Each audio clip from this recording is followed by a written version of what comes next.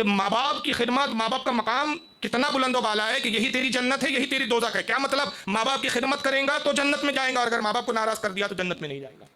ماں کی رضا میں ہی خدا کی رضا ہے۔ ماں کا اتنا بڑا درجہ، اتنا مقام، اور ایک مقام پہ یہ تو انتہا کر دیا اللہ کے نبی صلی اللہ علیہ وسلم نے۔ کیا فرمایا؟ آقا صلی اللہ علیہ وسلم فرماتے ہیں کہ ماں کے قدموں کے نیچے جنت ہے۔ الجنت تحت اقدام الامہات، فرمایا کہ ماں کے قدموں کے نیچے جنت ہے۔ کیا مطلب؟ ماں کی خدمت کرو گے تو جنت میں آسانی سے جاؤ گے، اور اگر ماں کی خدمت نہیں کرو گے تو جنت میں نہیں جاؤں گے۔ اچھا، اس پہ ایک بڑی عجیب تھوڑی سی بات یاد آ گئی مجھے، حالانکہ موضوع کچھ الگ ہے۔ ایک مشہور، آپ سنا ہوگا آپ نے، سرکار غوث اعظم کے بارے میں جب بھی گفتگو ہوتی ہے، ایسا کون سا مقرر ہے کہ جب غوث پاک کی گفتگو ہو، غوث پاک پر بات ہو، تو سرکار غوث اعظم کا یہ جملہ نہیں بیان کرتا ہے کہ غوث اعظم فرماتے ہیں کہ قدمی حاذہ رغبتی علی کل ولی اللہ، میرا یہ قدم تمام اولیاء اللہ کی گردنوں پر ہے۔ تو ایک مرتبہ چنئی میں میری تقریر تھی، اور 3 دن کا پروگرام تھا وہاں پر، یہی سرکار غوث پاک کے حوالے سے۔ تو کچھ بدعقیدہ بھی پروگرام میں باقاعدہ آتے تھے، بیٹھتے تھے، سنتے تھے۔ تو غالباً دوسرا دن تھا، تو میں نے یہی غوث اعظم کا قول بیان کیا، اور اس پر پھر پوری تقریر چلتے رہی کہ تمام ولیوں کے آپ سردار ہیں، اور تمام اولیاء کی گردن پر آپ کا قدم ہے۔ تقریر کے بعد بہرحال وہ صاحب آئے، اور آنے کے بعد انہوں نے سوال جواب کا، جیسے کہ سیشن ہوتا ہے میری تقریروں میں اکثر، تو سوال جواب کا سیشن شروع کیا ہوا۔ تو انہوں نے ایک سوال کیا، کہا کہ یہ جو آپ بریلوی حضرات، سنی حضرات جو بار بار یہ بتاتے ہیں غوث پاک کے شیخ عبد القادر جیلانی کے حوالے سے، کہ انہوں نے فرمایا کہ میرا قدم تمام ولیوں کی گردن پر ہے۔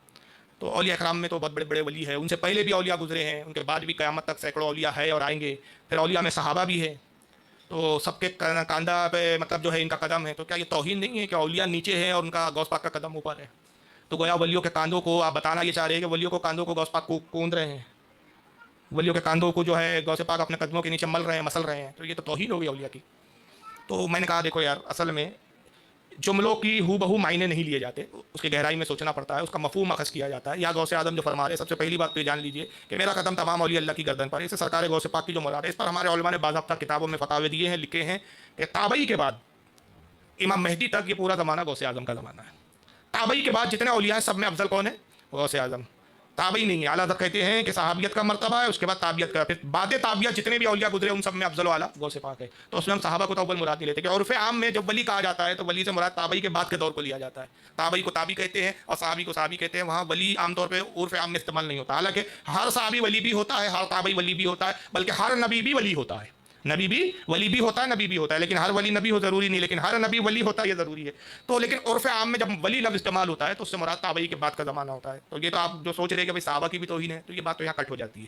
اب رہ گیا کہ بھائی کیا غوث اعظم اپنے پیروں سے سب ولیوں کے کاندھوں کو جو ہے مسل رہے ہیں، یا سارے ولیوں کے کاندھوں کو جو ہے معاذ اللہ نیچے رکھ کے وہ، یعنی آپ جو تصور پیش کر رہے ہیں کہ ایک تو ذلت ہے اس میں اولیاء کرام کی، تو اصل میں مراد یہ نہیں ہے کہ آپ کیا سمجھ رہے ہیں کہ کاندھے پہ قدم ہے تو مطلب قدم باقاعدہ ہے۔ اس سے مراد یہ ہے کہ جہاں سارے ولیوں کے مقام ختم ہوتے ہیں وہاں سے میرے مقام کی ابتدا ہوتی ہے۔ اس لیے کہ قدم جو ہے جسم کا سب سے نچلا حصہ ہوتا ہے، اور کاندھا اور سر جو ہوتے ہیں وہ سب سے آخری اور بلند حصہ ہوتا ہے۔ تو جہاں سارے لوگوں کی ولایت کی بلندی کی انتہا ہو جاتی ہے، میری ولایت کی ابتدا ہوتی ہے، یہ اس سے مراد ہے۔ اور انہوں نے کہا نہیں یہ مراد سب آپ لوگ تعویلیں کرتے ہو، تو پھر جب ایسے ہی ہے تو ایسا کیوں نہیں کہہ دیتے ڈائریکٹ کہ جہاں سے غوث پاک کہتے ہیں یہ کہنا چاہیے؟ تو غوث اعظم نے کہا کہ جہاں سے سارے ولیوں کی ولایت ختم ہوتی ہے وہاں سے میری ولایت کی ابتدا ہوتی ہے، یہ کہنا چاہیے۔ تو آپ نے تو یہ آپ لوگ یہ بیان کرتے ہیں کہ صاحب غوث پاک نے یہ کہا اور وہ کہا۔ تو اس وقت مجھے یہ حدیث پاک یاد آئی۔ میں نے کہا اچھا یہ بتائیے کہ جنت میں کون کون رہے گا؟ جنت کے بارے میں آپ کیا جانتے ہیں؟ کہا جنت تو سب سے اعلیٰ مقام ہے، تو جنت میں کون کون ہوں گا؟ بولے سب اولیاء ہوں گے۔ میں نے کہا صحابہ جنت میں ہوں گے کہ نہیں ہوں گے؟ کہا بے شک ہوں گے۔ انبیاء کہاں ہوں گے؟ جنت میں ہوں گے۔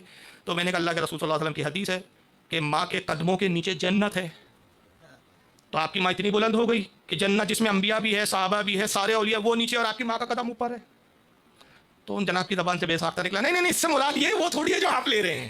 تو میں نے کہا بھائی آپ کا مطلب آئے تو آپ مرادیں لینے بیٹھ جاتے ہیں، جب ہمارا بات آیا تو آپ مراد سنتے ہی نہیں ہے، تو اس سے پھر کیا مراد ہے؟ آپ جیسا وہاں آپ بے آئینی جملوں سے وہی مراد لے رہے ہیں کہ کاندھا اور اس پہ غوث پاک کا قدم، تو یہاں بھی ویسی مراد لیجیے کہ جنت اور جنت پر ہماری امی جان کا قدم، جنت نیچے ہماری امی کا قدم اوپر۔ تو یہ تو آپ مراد نہیں لے رہے، وہاں کیا مراد لے رہے ہو؟ نہیں صاحب ماں کی خدمت کرو گے تو جنت میں جاؤں گے۔ تو ویسے یہاں مراد ہے کہ بھائی جہاں تمام ولیوں کی ولایت کی انتہا ہوتی ہے غوث پاک کی ولایت کی ابتدا ہوتی ہے۔ تو کہنے کا مطلب یہ ہے کہ بہرحال ایک بات ضمناً یاد آ گئی تھی، حالانکہ موضوع سے تھوڑا ہٹ کے تھی، لیکن ایک اچھی بات تھی تو میں نے عرض کر دیا۔ تو ماں کا درجہ بہت بلند و بالا ہے، اور اگر آپ اولیاء کی فہرست میں دیکھیں کہ ایسے کئی اولیاء کرام ہیں کہ جنہوں نے اپنی ماں کی خدمت کی تو وہ ولایت کے بڑے اعلیٰ مقام پر پہنچے۔